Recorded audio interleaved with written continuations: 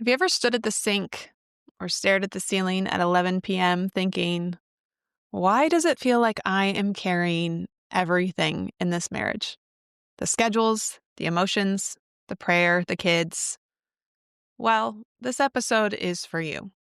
Maybe you're the one reading the books, listening to the podcast, trying to grow in virtue. And your husband feels like he's living on a different wavelength. Or maybe your own brain doesn't fit the holy Catholic woman picture. You struggle with consistency, temperance, or motivation. And you quietly decide that that must mean you're just not a good Catholic. Today I'm talking with Catholic men's coach Matthew Jandernoa about virtue in real life.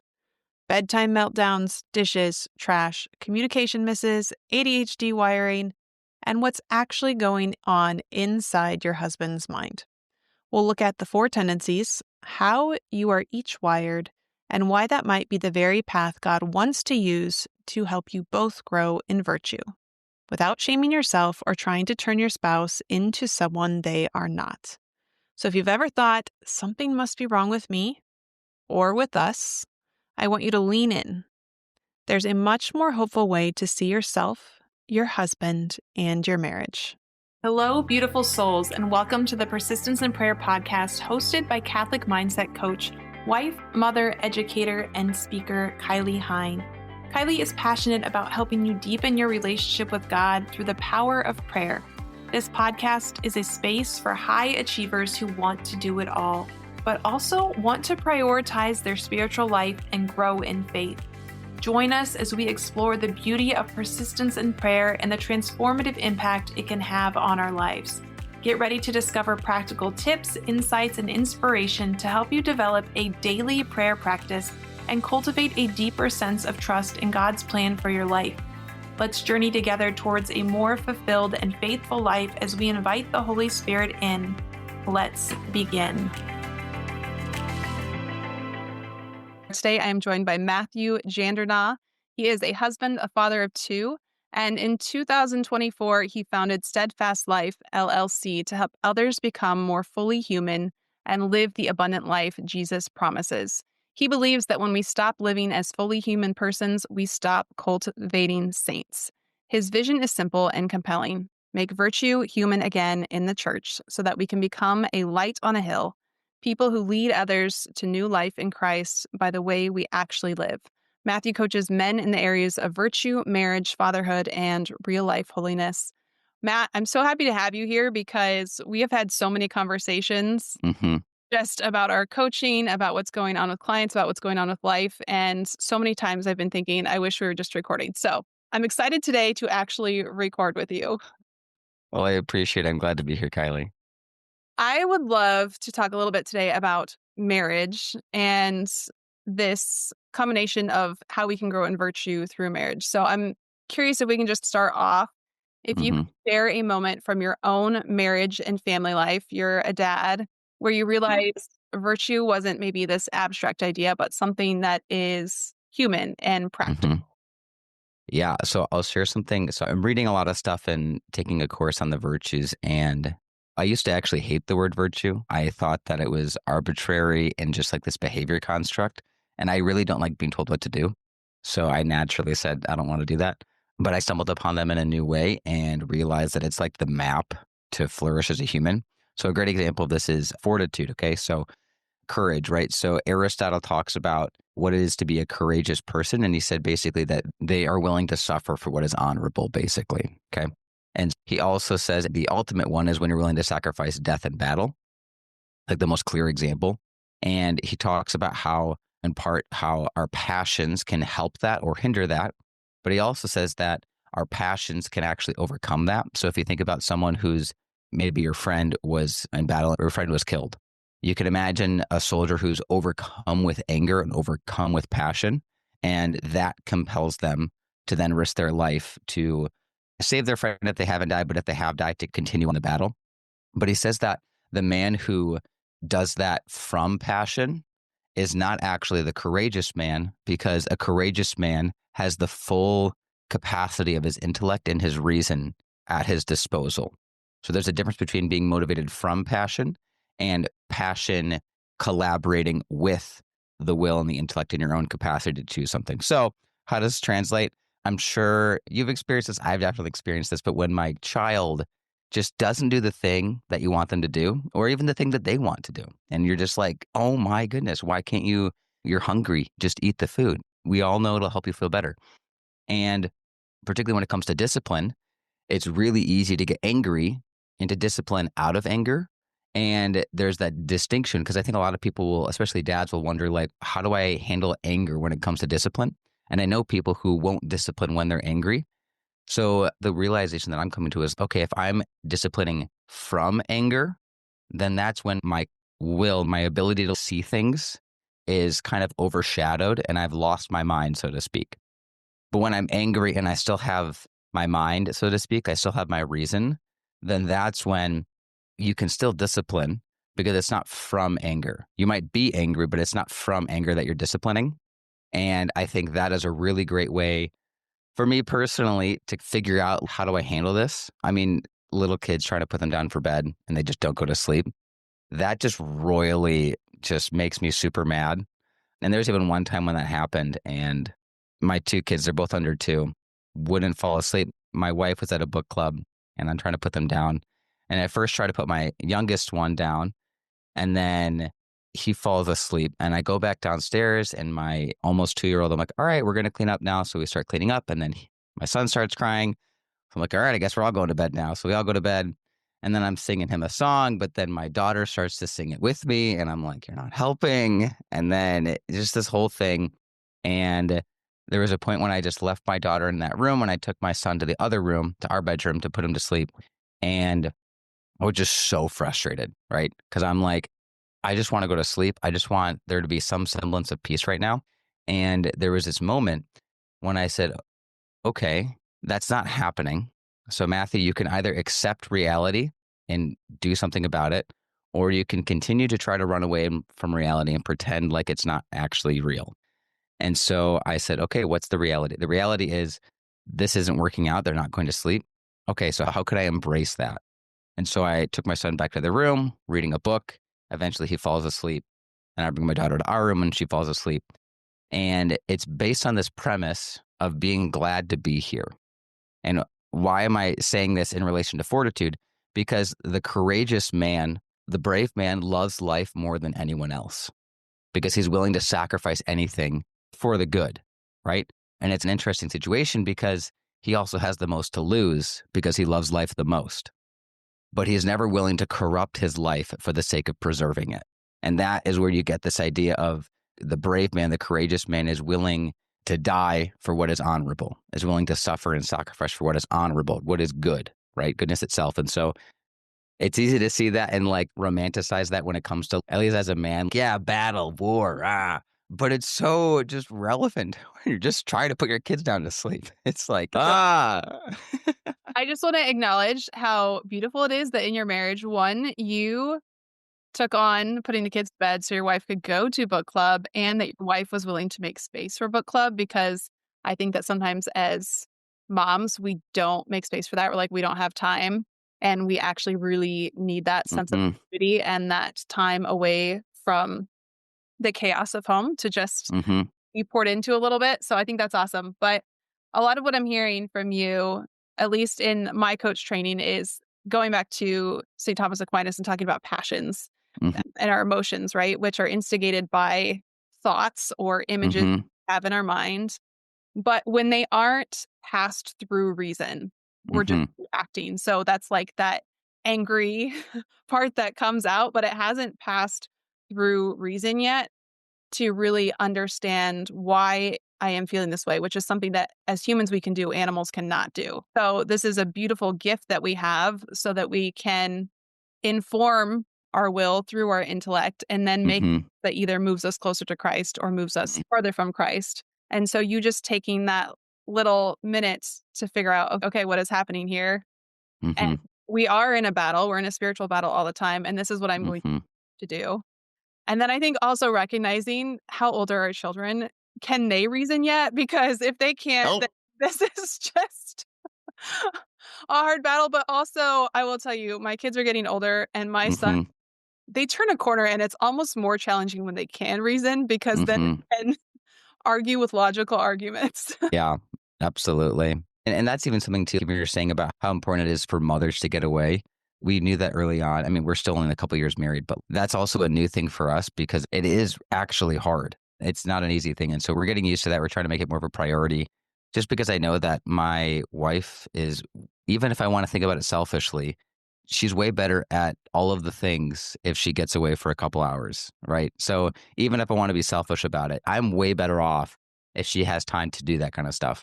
But then also, obviously, I love her. And so I want her to flourish. So even to your point about that reacting, one line that I'll try to remember for myself, but also with my clients is choose to respond, don't react. A former spiritual director told me, he gave me the advice of taking a holy pause, where you just take a breath and that brief delay so you can actually respond instead of just reacting all the time.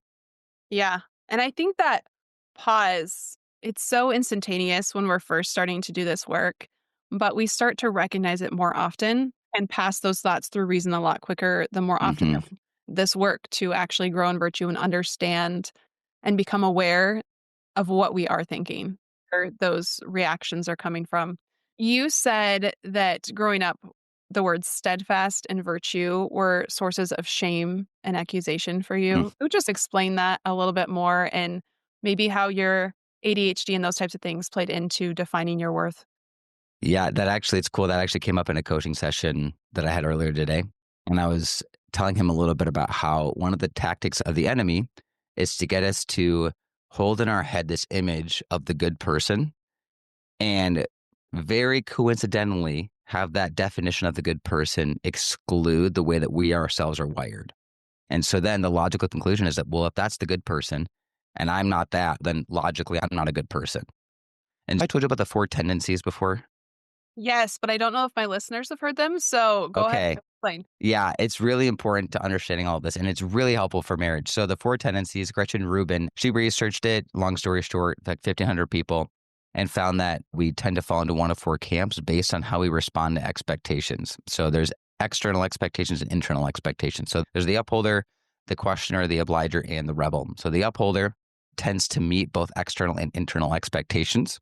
You could think of them as self-motivated, but also happy to accommodate other people as long as it's an expectation. So they tend to shy away from risk and spontaneity unless they have a reason or an expectation of themselves to do that. And then you have the questioner who tends to meet internal expectations and resists external expectations. So a phrase that kind of fits them is, I'll comply if you convince me why. So if they have a reason to do it, they'll do it.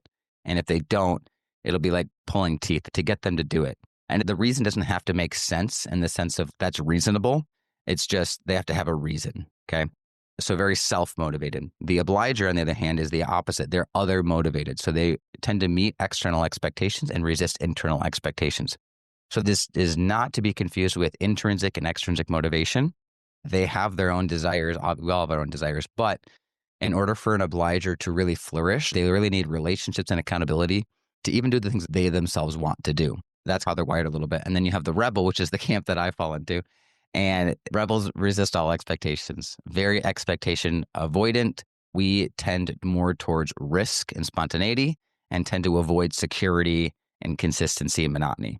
So, with that in mind, I've also found that the four cardinal virtues actually overlap with the four tendencies, which was so cool and why I like it so much because when you do that, it's a personality framework that tells you where to start, but it doesn't say you have to stay there. This is just your path to virtue. So each person has like a champion virtue. So the upholder's champion virtue is temperance, right? Because temperance is about desiring well and it's about having proper tension of desire. So you're not dragged in one direction too much. So upholders really don't get sucked into anything. And if they do, they can really easily pull themselves out if they choose to do. So that's their champion virtue. The questioner's champion virtue is prudence. Why? Because they need a reason to do something. And prudence is all about right reason, practical wisdom, seeing reality as it is. So that's their champion virtue. The obliger's champion virtue is justice, because justice is literally a framework of external expectations and how we're supposed to interact with other people. And then the rebel's champion virtue is fortitude, because the crux of fortitude is risk and vulnerability. So if there's no fear, risk, vulnerability, there's no such thing as fortitude. And rebels, we tend towards the risk. We like risky stuff. It's very adrenaline pumping or very motivating for us. And so virtue is about ordering ourselves toward the good. So each tendency can choose to order themselves toward the good, or they might not be ordered towards the good. So what I've found is that when I step into my champion virtue and help my clients to see their champion virtue, that's a lens by which we see things. And so that's their path to ordering themselves toward the good. So for me personally, growing up, having that rebel tendency, motivation was always hard for me. Even if I wanted myself to do something, I could never quite get myself to do it on a consistent basis. And I saw that as a character flaw, especially because when you think about in the Catholic world, especially Catholic men, it's like the upholder is seen as the virtuous person because they can just choose to do things and then they keep choosing to do it. And it's not hard for them to choose to do things. And theoretically, isn't that what being virtuous is like? Being able to do the good easily? But that's not how everyone is wired. And also, the upholder, one of their struggles is that they can be risk avoidant. So, for example, if they need to risk something for the good, that's going to be a weak point for them. But that's not a weak point for me entirely, right? So even when I started my business, I quit my job a week after discerning because I felt the Lord was calling me to it. My wife was about it, and we were like, cool, let's do it. I quit my job. A couple of weeks later, had a partnership. It's been a rocky road, but it's been a great road. So growing up, all I saw was inconsistency in me. All I saw was a lack of control. All I saw was, Matthew, these are the things you're trying to do, and you can't do them. Because of that, I viewed myself as not good. I viewed myself as not a good Catholic, not a good disciple, etc. And it wasn't until I was about 14 when I had my reversion, if you will, my deep encounter with Christ through adoration and prayer. And because of that, basically what happened was I was being prayed over at a retreat. And the guy leading it said, Matthew, I don't really have anything to say other than that the Father is proud of you and to keep doing what you're doing. It's not like my dad was a bad dad. He has his flaws, but it wasn't like I didn't know that he loved me. But for whatever reason, just hearing those words, the Father is proud of you, keep doing what you're doing, just put wind in my sails. And I remember just sitting there in adoration and just, I felt like I saw Jesus in the Eucharist. Not in a weird way, but just there was like this connection with him. And that was a turning point. I wasn't all of a sudden consistent, right? So there's all of these false beliefs that I had to work through still. And I kid you not, it's taken all the way up until a year ago when I really rediscovered the virtues to realize that, oh, this is why life is so hard, because there's like a map on how to live a good life. And the church and the world have all lost it. And not only that, but then you have JP2's personalism, right? Which really focuses on the person and obviously focus on the unique, unrepeatable dignity of the human person.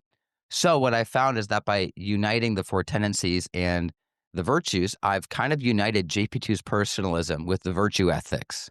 Because another problem is that a lot of people tend towards this idea that there's like this 10-step path to holiness. Like virtue looks the same for everybody, right? And that's just not true because if you look at the lives of the saints, right? You have St. Jerome who threw rocks at people when they try to interrupt his prayer. Okay.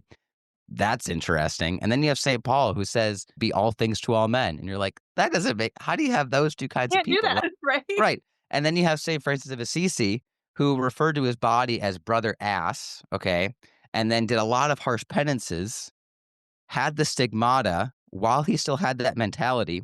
And then towards the end of his life, regretted the way that he treated his body. Okay. So just a couple of different examples kind of show me that one, sanctity isn't about perfect behavior. It's even more about perfect desire. It's, I want to desire God so much that I'm willing to lose anything for it. And again, why does that speak to me so much? Because my champion virtue is fortitude, right? Fortitude's all about risk. And so I can be inspired by St. Francis, but then in the past, I would have been very discouraged because I then would have said, yeah, and there's no way that I can do that consistently. And I'm kind of going all over the place, but basically the point that I'm making is that it was a slow path where I developed a prayer life and all these things, but eventually the climax, to some extent, I'm not actually there yet because there's plenty of life ahead of me, but really it's this realization that God didn't create virtue, which is how to live the good life, and then next to that create me and say, okay, Matt, you need to go just shove yourself into this framework. Rather, it's, no, actually, Matthew, I've created you. with a specific design to be motivated a certain way. And I want you to order that towards the good. And I find that to be so much more uplifting because what the devil does is, again, so my weakest virtue is temperance. So a lot of the attacks from the evil one for me are telling me how intemperate I am, how unbalanced I am, how reckless I am. And then on the flip side, how cowardly I am for when I don't take a risk. And I've realized is that's all just a tactic for the devil to try to get me to act like someone that I'm not and to try to grow in virtue in a way that I'm not designed to grow in virtue. I love all of that. I think I definitely would fall under the obliger.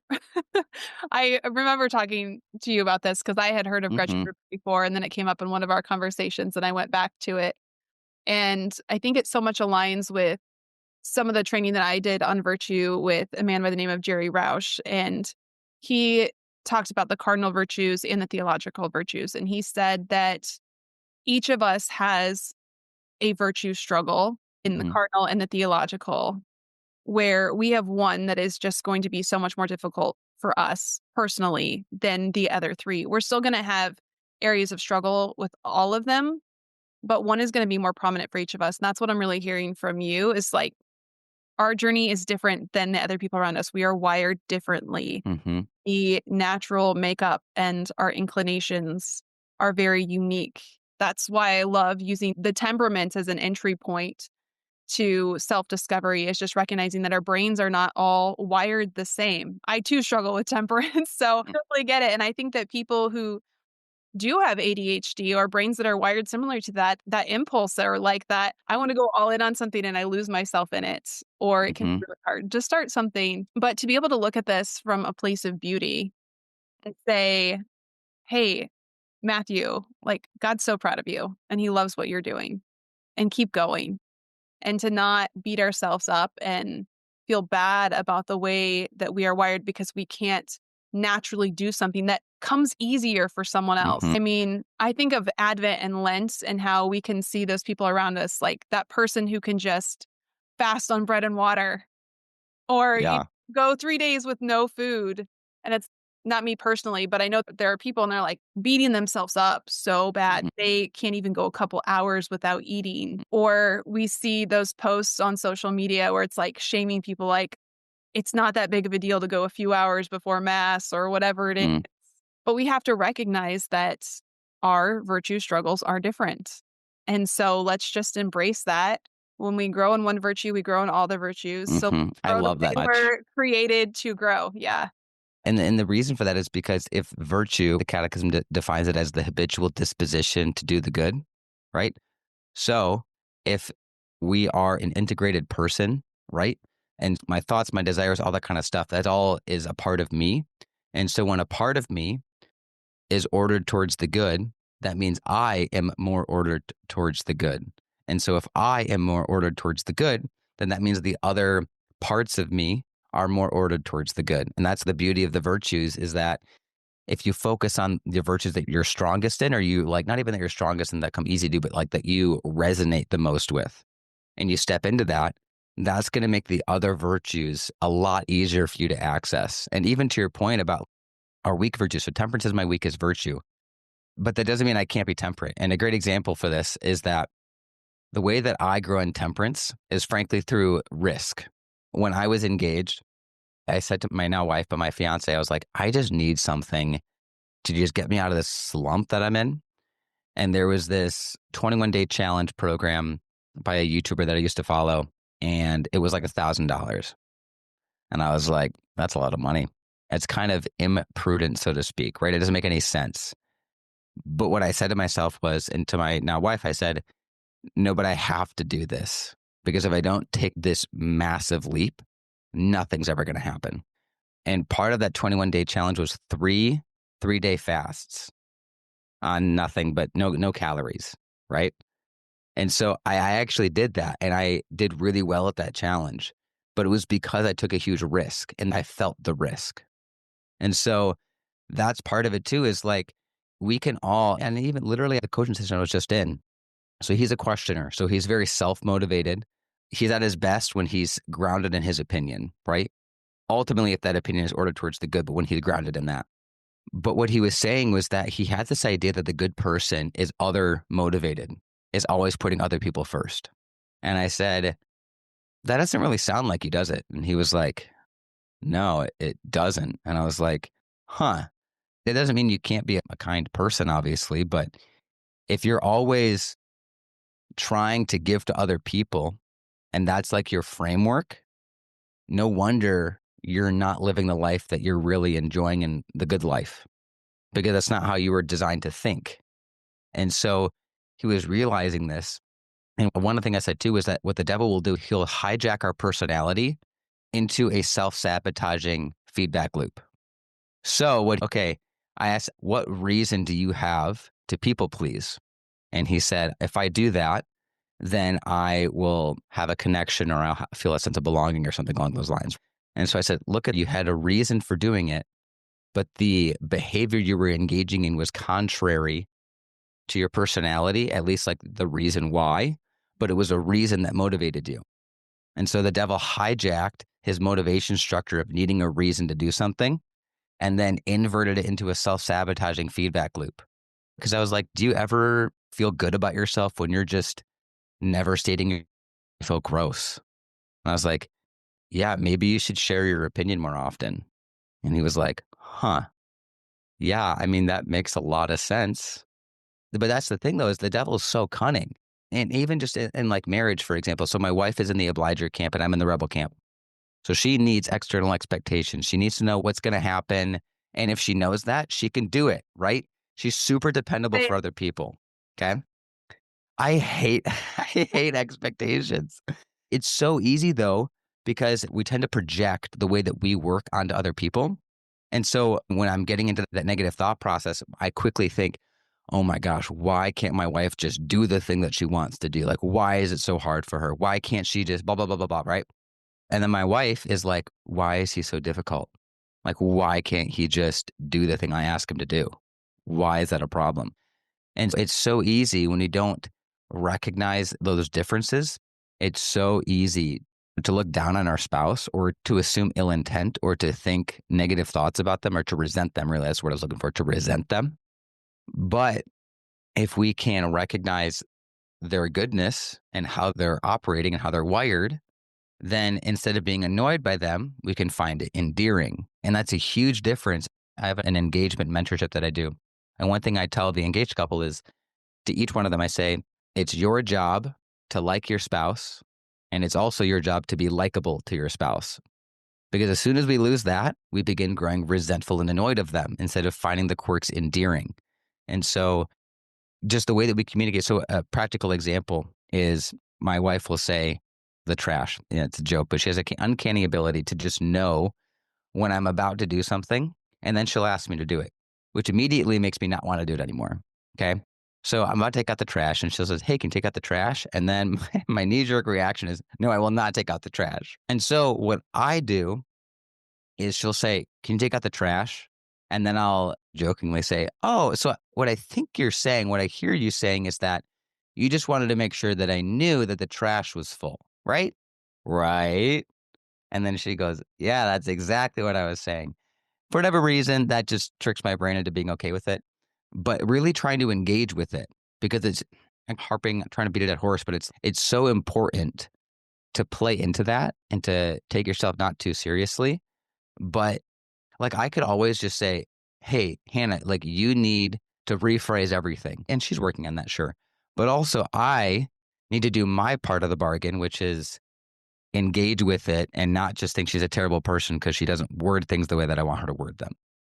I'm just laughing because so much of this is relatable in my own marriage, and I need the expectation, I need to know my role to really thrive. It's not that I can't thrive without it, but it can often be really draining, and my husband and my younger brother and I were just having this conversation about even something as simple as going to the store, going to the bank, and engaging in conversation. Like, for me, that is so emotionally draining, but if someone else needs me to do it, it's okay, yeah, I can step up and do it, but if I'm just going for myself, no, I will wander around the whole store looking for Hmm. what I need. I'm not gonna ask somebody because I don't want to inconvenience them or whatever it Hmm. happens to be.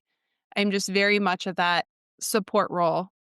And you said something earlier about that approval of others. And it just reminded me, I always say that a lot of our listeners were really seeking praise, perfection, and productivity, kind of those three things.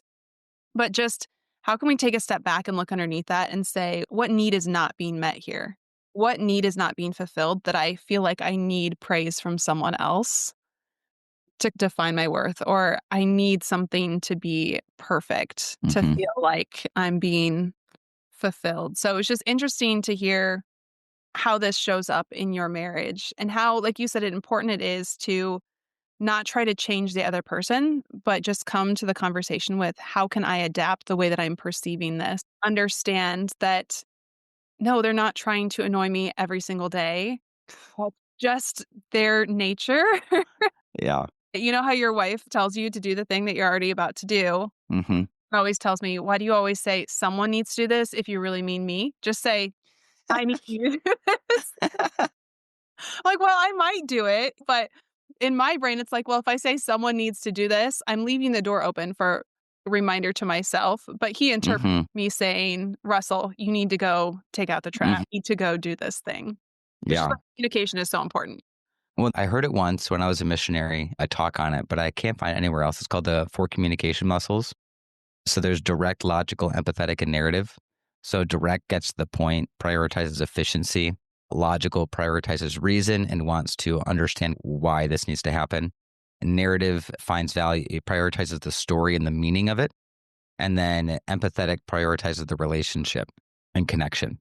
So I noticed that you were communicating empathetically, or at least he perceived that you were communicating empathetically. Because if I was communicating empathetically and wanted to take out the trash, I would say something like, "Oh, I wonder, does the trash need to be taken out today? Has it been taken out today? Does someone need to take out the trash?" You're beating around the bush. Uh, And you could be communicating directly by just, that's literally all that you mean. But he's probably perceiving that as empathetic communication of, okay, what she really means is that she wants me to take out the trash and I need to do something about that now. But it's just so funny because even that, again, plays into the way that we perceive things. And so someone else who is also in that kind of obliger camp really wouldn't perceive things as empathetic communication, right? Because they're other motivated and other oriented. And so they're not trying to internalize, what does this mean for me? But rather it's, what does this mean for the other people and how can I help them? And mhm. so if you were to say that to another obliger, they would probably just say, "Oh, I could take out the trash. That's no big deal." Right? Which is probably the response you almost expect. Yeah. Yeah, exactly. But someone like a questioner or maybe a rebel or whatever would internalize that as, "Oh, wait, what is she trying to get at? What does she want me to do?" Because the questioner is self-motivated and self-thinking, which isn't a bad thing. So I just find it also interesting. Yeah. And this even relates to parenting, right? Because one thing for questioners is if you want them to do something, you need to give them a reason to do it. For example, let's say you need your husband's social security number for some bank thing. If you just come and let's just say he's a questioner, I have zero idea, but let's just say he is. And if you were to say something like, "Hey, I need your social security number," his first response would probably be, "Oh, why do you need it?" And he would need that why before actually doing it. Whereas if you led with, "Hey, I'm filling out some banking information, so I need your social security number," he would probably respond with, "Oh, okay, here it is." This Right? just reminds me so much of temperaments, like the choleric who wants to just be super direct to get things done the fastest way. The melancholic wants to know all of the details about why, and so can we do it the most perfect way? Just Hmm. aligns very much. Yeah. So again, with parenting, for example, I have one client who the son is an obliger and also has ADHD.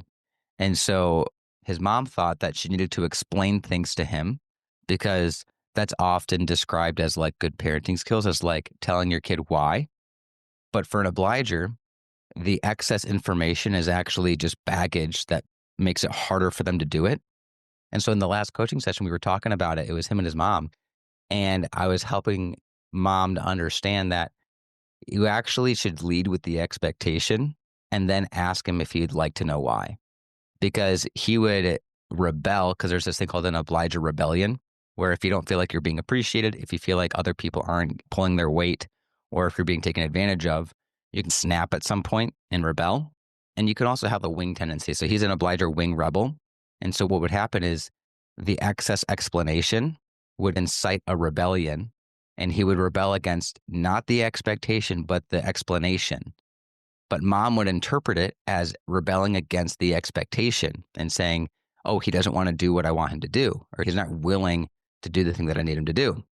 And so then she would explain even more, but then that would cause him to want to do it even less and make it harder for him. And so the way that we parent, we also need to make sure that we're having like a genuine interest and curiosity about our kids. Because as soon as we established that, he was just like nodding his head so much, just saying, yeah, I'm perfectly content doing the thing you want me to do. But when you explain it a bunch, that's when I don't want to do it. It's just so interesting, but just how this all relates to parenting and to marriage, because that also goes into marriage, right? My mom's a great example. So my mom's an obliger, my dad's a questioner. So my dad will tend to explain everything and want to know why before he'll do it. My mom will tend not to explain things and also doesn't want a lengthy explanation when someone asks her to do something. So it's really funny because my mom will say, just tell me, just get to the point. Tell me what it is you want me to do. And then my dad will say something like, I want you to understand why, because he finds that really important. So it's really important to marriage. It's important to parenting. It's important to colleagues working, just really understanding where people are coming from and how they're wired. Absolutely. Continuing with the conversation of marriage, there are a lot of women who feel like they are carrying the mental load, the emotional load, the spiritual load, sometimes even the financial load for their families. I'm curious from your work with men, what are some of the things on the husband side that the wives maybe don't see? Sure. So this again, it goes into kind of that motivation structure. So a couple that I was mentoring, the guy was an obliger and the girl was a questioner. So what that often translated to was the obliger tends to look outward for motion. And when there's external motion, it's really easy for them to piggyback and to do the things, right? Because of that, he has a tendency to look outward before doing something, whereas she is very self motivated. So he's other motivated, she's self motivated. So a tendency that they became aware of that I helped them to realize was that what she needed to do was to keep pace with him and to not give him a crazy explanation, but to keep pace with him, and that he needed to basically get the expectation out of her, so to speak. So if he can realize, hey, what are you expecting? What would be good for you? And communicate that clearly, it's a lot easier for him to get motivated. So that's just one example where really she needed to grow in keeping pace and having a more yes and mentality instead of saying, okay, I'm just going to do it myself because you're taking too long and you don't have enough internal movement. You're too slow for me, right? So that's one thing. For rebels, like for me, what can happen is that if I don't feel like there's a risk, it's really hard for me to do stuff. Okay. And monotonous stuff. I hate dishes. Burning passion. And so what my wife can struggle with is, oh, Matthew just isn't doing it, right? He's not doing stuff and this stuff needs to happen. So she's an obliger. And so her thought process is the house needs to be tended to, the kids need to be taken care of. So she's very other motivated. So when those balls get dropped and it's not happening, she can, in a certain sense, I don't want to say lose me, but over prioritize the kids in the house and kind of leave me behind in the dust. But then here's the thing, when she does that, I get discouraged and I get frustrated because then I feel like I'm boxed in with expectations of, oh, now she's just expecting me to just do all this stuff. And now I feel bad for not doing it. So there's another example where when she says, I'm not going to do this, and Matthew, it's not going to happen if you don't do it. There's a time or two where it doesn't happen. But then once I actually realize and believe that she means that, I generally tended to engage a lot more. Particularly for me, if I feel like there's a part of like a mission or an identity statement about me, that's also motivating. So there's different stuff with that. For questioners, so my dad, for example, if he doesn't have a reason to do it, he's not going to do it. So what can happen that can be really frustrating is if the wife has a priority but it's not the husband's priority, he's probably not going to do it. Okay. For the questioner. In that situation, it's really important to basically to hear them out and to do your best to give them a reason to do it. Hey, if you do the dishes, then X, Y, Z. Or if you do X, Y, and Z will happen. they need their own reason to do it. So if you can enter into that, that can be helpful. Questioners also tend to be really stubborn. So the more that you push, the less likely they are to do it. Okay. Same thing with rebels as well, because we lack that other motivation.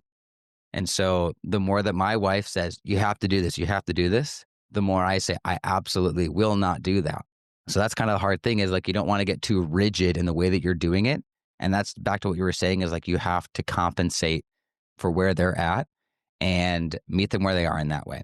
And then if they're the upholder, you're probably not going to have that problem because they're self-motivated and other motivated. But if you are having that problem, usually it's because they're struggling to take a risk. So for example, if you're like, we need to move because it's better for our family, but you don't have a job lined up, that's going to be a lot harder for an upholder because they're like, oh, that's risky. We don't know what's going to happen. We don't know what the expectations are. So it's hard to answer that question with a blanket statement because Yeah. it depends on their tendency. It depends on the way they communicate, all that kind of stuff. But in a certain sense, if you can understand what motivates them, then it's your job to tap into that. So if they need a reason to do it, okay, you need to accept that and do something about it or give them a reason, right? If they're motivated by a risk and adventure and mission, okay, use that. Help them orient that towards the good. If they're motivated by others and expectations, okay, just clear communication, clear expectations. And then for the upholder, when I was coaching an upholder recently, he had a big discernment question. And the question that I posed to him was, what do you want to be secure in? Do you want to be secure in things of this world? Or do you want to be secure in your Lord? And so obviously I want to be secure in Jesus. And I said, okay, if you want to be secure in him, then that means you have to take worldly risks in order to be secure in him. And so when you phrase it like that, he was like, okay, then I can take this risk because his mindset was, I'm secure in Jesus, not in things of this world. I don't know. Does that kind of answer your question? It was a Yeah, it does. conglomerate of I information. would love to hear this is a common situation. Okay. Let's say a woman comes to me, she's getting coached, she's doing all this work. Or maybe she's not even getting coached, but she's heard you talk about these four tendencies. She's going out, she's doing the research, she's listening Hmm. to podcasts or taking the tests to understand where she falls in these four categories, where her spouse falls.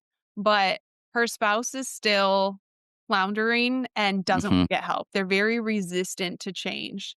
When one spouse is doing a lot of work and really trying to take responsibility for their interior life, they are showing up in their marriage the way they're showing up for the kids. And the other spouse doesn't seem to be Hmm. doing those same things. What encouragement would you offer? I would say the encouragement that I offer. So odds are is that if your spouse is floundering like that, they're probably in the questioner and rebel camp because obligers, they can be overwhelmed, but they're going to be motivated by other people. If you're struggling with your spouse, they're probably not, as far as them being willing to change, probably not an obliger, probably not an upholder because upholders are pretty consistent in they do the things, right? So they're probably a questioner or rebel. So questioners, one thing that they tend to struggle with is a lot of thinking and no action, right?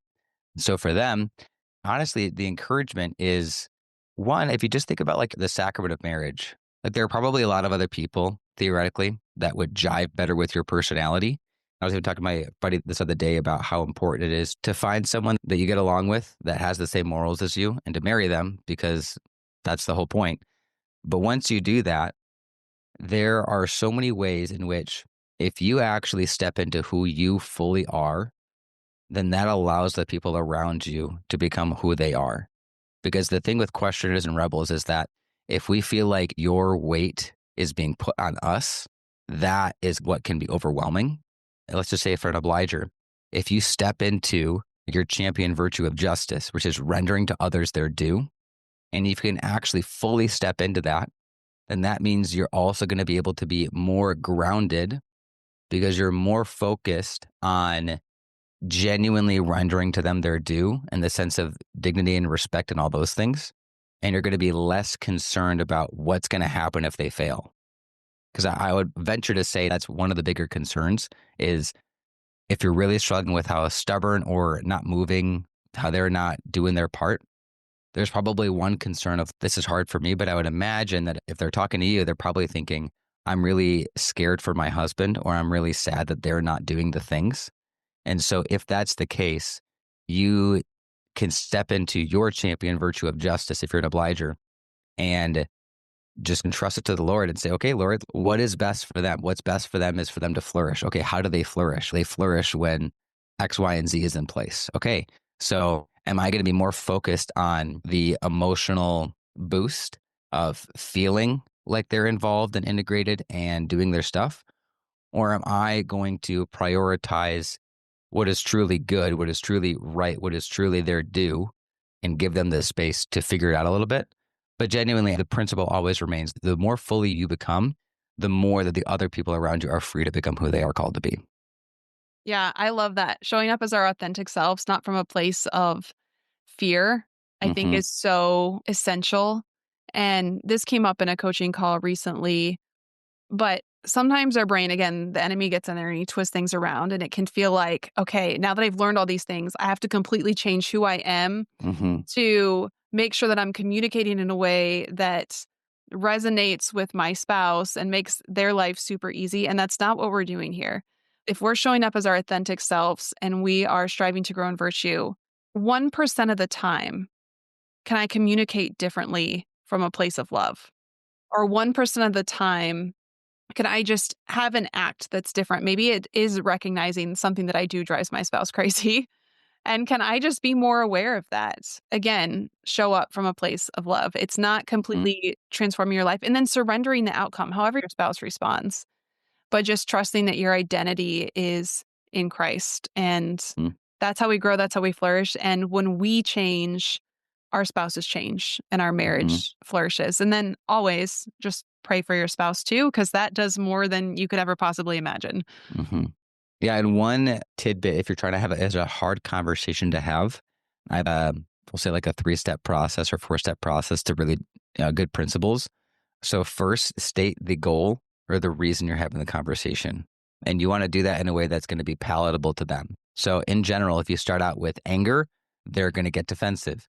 But if you start out with, "Hey, I love you a lot, and I want the best relationship with you," start out with the reason for the conversation, the goal, the purpose, the context. The second thing is state potential fears of misunderstanding. So I love you a lot and I really want a good relationship with you, but I haven't said anything to you so far because I'm afraid that you'll misunderstand that I'm trying to impose expectations on you or that I want you to change fundamentally or that you're not going to give me the benefit of the doubt, right? So fears of misunderstanding. 3, ask to proceed. So would it be okay if we had this conversation? Yes, it's okay. 4, speak freely.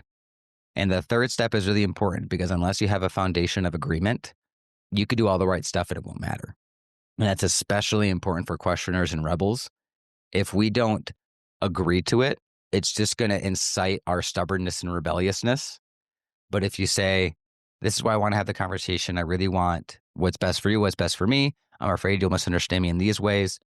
Is it okay if we have this conversation? If you get that agreement, that's huge. And then just speak freely. And if they're still stubborn and still whatever, you can't do anything about that. So, I love that step 3 though, because the other person has to be open and receptive to Mhm, what we are trying to offer them.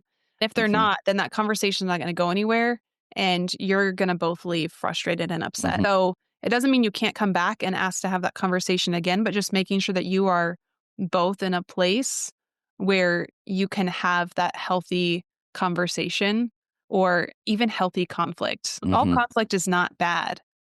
Conflict is necessary sometimes, as long as we can communicate in a loving way and can strive to still will the good of the other. mhm. Conflict's not bad, we grow through that, and so Yeah, that can be really beautiful. yeah. Genuinely one last thing for especially for Yeah. husbands. So one Mhm. thing that I notice, I'm not saying this is a good thing, not really saying it's a bad thing, I'm just saying it's a thing.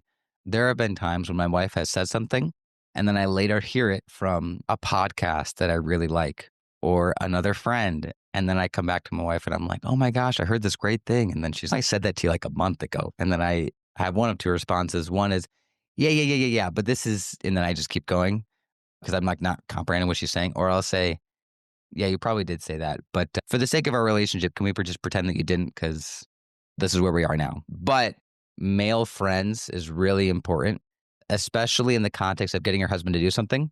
If they're a questioner or a rebel, because in the context of marriage, there just are expectations. You can't get around that. you ought to expect something from your spouse. But when it comes to true friendships, there's no risk, there's no expectations.